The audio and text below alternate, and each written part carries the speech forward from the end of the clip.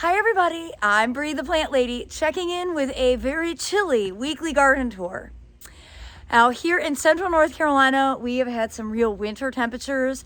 Yesterday barely got above freezing, and today it's still quite brisk, and I've actually got ice. So let me turn this camera around and give you an up-close view of how everything's looking after some real January weather. Here is a close-up view of the feed tank, which is currently frozen. Not frozen solid, of course, but not a sight we see very often here in central North Carolina. But you can see the glass balls don't shatter or anything. They're totally fine. And my furriest cats, Reginald and Sophia, actually really love this weather. It's like, this is what they wait for all year. And Reginald wanted to show off that he too can walk along the edge of the pond. It would be kind of funny if he jumped on it. I know he won't, but that would be kind of fun. And now at the base of this, you can see all the cottage garden seedlings. And you know, I kept saying last week, do not cover them, do not cover them. They are winter hardy to -10. So everything is totally fine. And if I had covered them, the weight of the cover and some of the precipitation that we've had over the course of the week would have crushed everything. So all these cottage garden seedlings, totally fine to just be left to their own devices. Now you'll see I still have my burlap covering things that are sensitive. Specifically here and in that feed tank are fava beans. And I'm not removing the covers until after Tuesday when temperatures get warm, but I'll give a sneak peek. They look a bit frigid, but I think once they get uncovered and have some warmer weather, they'll rebound. Now I want to give you a show on the tower garden. I have a feeling part of what's going on here is that it's frozen. And that's always a challenge this season. Yep, it's frozen. I need to go ahead and add water, warm it up a bit. That way the pump won't break. But I'm likely gonna go ahead and remove everything that's left, and I'm gonna start fresh seedlings. That's been kind of how I deal with the tower garden when we do get cold weather. And while I'm filling this up, I'm also gonna go ahead and water the pots, because extra water always helps plants rebound from cold. Again, I haven't uncovered anything, but I'm feeling pretty good that everything under cover will be fine. Giving it a jolt of water today is certainly not gonna hurt. Again, by Tuesday, we're well above freezing. By next weekend, we're supposed to be 70. And this is just sort of the, inconsistent winter temperatures that we deal with here in the Southeast that make gardening a bit more of a challenge. All right, good news here. The tower garden is back up and running, and well, I may have a bit of an ice situation here, but that's okay. Can get that ice off, and hopefully it'll start actually flowing down all the holes.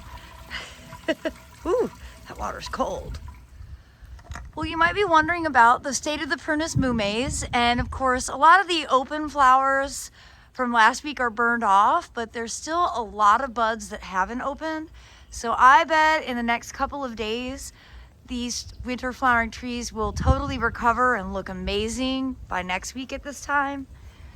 Over the course of the past few days, you can see Josephine over here, which wasn't blooming at all last week, has started to open some flowers very slowly, and they don't actually look damaged at all. So this is something to look forward to. And over here, Pink Panther was just starting to open as well. But again, a lot of these flower buds totally impacted, not impacted at all by the cold weather. And I bet by next weekend, this is gonna be completely spectacular. So despite the cold, the prunus mumes really don't mind. This is kind of the weather that they're adapted for. And at the base here, you can see the cottage garden seed just kind of suspended in growth, not growing, not moving. I don't see any new seedling germination, but maybe by next week, with temperatures getting warmer, we might have some. Of course, this is just the weather that these two live for. The Edgeworthias haven't really expanded anymore, which is good. It'll give us something to look forward to in February. And, you know, I had some hellebores getting ready to bloom. They've just basically are staying as they are, tight. No flowers open here. I did get the foliage cut off, so they're a bit more exposed than what would be ideal, but... And then you could see over here the garden that we just did, getting this opening cut, because this week concrete is going to be laid for the pad of the greenhouse, which I'm going to show you over here. I'm very excited about. The greenhouse itself is going to be 16 foot deep by 32 foot long, and the white kind of are the markers for it. So this is the entry pad, which was also part of the greenhouse. And then the greenhouse itself, you know, here's one of the corners to back there. So all of this is going to be greenhouse area, which is great. It'll give this backyard some structure. It'll help shield from the road. And I'll really be able to start designing the backyard gardens once this goes in. So it's going to be a really fun process to share with all of you. You know, something I've dreamed of for a really long time, and I can't believe that it's all starting to come to fruition. No, it's been my goal every sunny day to haul at least one wheelbarrow of veggie mix. I think I'm going to skip today because, gosh, it's cold. But you could just see how happy these Arctic cats are.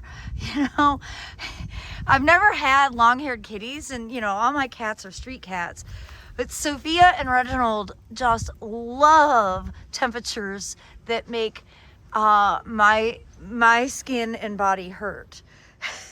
It's like they come to life at this time of year. Well, any camellias that were in bloom are basically toast at this point. You see Irrational Exuberance is kind of nice and tight.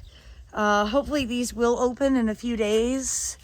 You know, the cold weather, this is typical of what happens to camellias that are open and tender. But I'm actually seeing back here where it's a bit more protected that Sahada Haruo, these look pretty good. So I might be able to make some fresh floating arrangements today. Let's do a check-in here on the big Edgeworthia. And, well, there's some flowers open. I might go ahead and make my first Edgeworthia floating flower arrangement for my dining room today. I can't wait to see this in a week when temperatures are really warm and the fragrance should be wafting through the air. And again, I haven't undone anything that we covered. I haven't looked in from the outside. Things look pretty good. I don't see any melty foliage. I'm not gonna uncover anything until temperatures start to really moderate. I think that's the best practice, and everything in here looks fine. I'm sure everything is a bit dry, but it's okay. They'll get watered soon enough, and then hopefully I'll get my act together and all of these first edition plants will get put into the ground sooner than later. All right, as we come out here to the driveway, again, everything is still tucked in. I think everything looks fine. I'm always glad to cover because it definitely gives you some additional protection that will make a big difference for plants' performance. The broccolis that I didn't harvest still look fine. They did not melt, so temperatures didn't get that low. So I'll probably leave these another couple of weeks, and I'm definitely going to get new broccoli, cauliflower, and cabbage started from seed. Now you can see This cottage garden, everything looks fine. The seedlings are not impacted at all by the cold temperatures. And well, you can see here, lots of daffodils have already started to emerge out of the ground. So we're gonna blink our eyes and it's gonna be daffodil season. It's the crazy thing about winter in the Southeast. I've been logging in some quality time on the couch, watching more Masterpiece Theater, enjoying the view of this bridal veil, prunus mume, which not impacted at all by the cold. You can see just spectacular flowers, and look at that Carolina blue sky. You can't really be that depressed in the Southeast in the winter because we have the sun. Growing up in Michigan, the sun didn't shine for like 6 months. It really impacts your mental health. I'm so grateful to live here, not only where we have sun, but where we have beautiful trees that flower despite the cold. And, you know, throughout the wave, the seedlings, again, everything is hardy. They're just kind of not growing, just staying put. But you can really see the clumps of grains, which I've noticed the cats are the ones browsing. They like the tender, soft foliage. And Bonita, which was far more advanced and had been blooming a lot longer, this probably looks the worst of all the prunus mumes. But there's still buds that haven't opened, and I bet those will bloom next weekend. You know, even when the flowers are frosted like this, they still look pretty. And, you know, this definitely will impact fruit set. It's very unlikely that any of the prunus mumes will set fruit, but that's okay because they're difficult to harvest, and then when they land on the ground, they sprout, and it kind of ends up being a mess. So really, we're pretty fortunate here to have this weather cycle where it's very infrequent that the prunus mumes do fruit. Well, everybody, I hope this quick frozen weekly garden tour will serve as inspiration for all of you. I hope that you are inside staying warm and your gardens are tucked in safely. And I certainly look forward to sharing more updates this week as the weather transitions to be much milder and I get to come back outside and get some garden tasks accomplished. Well, as always, thanks so much for watching and happy gardening, everybody.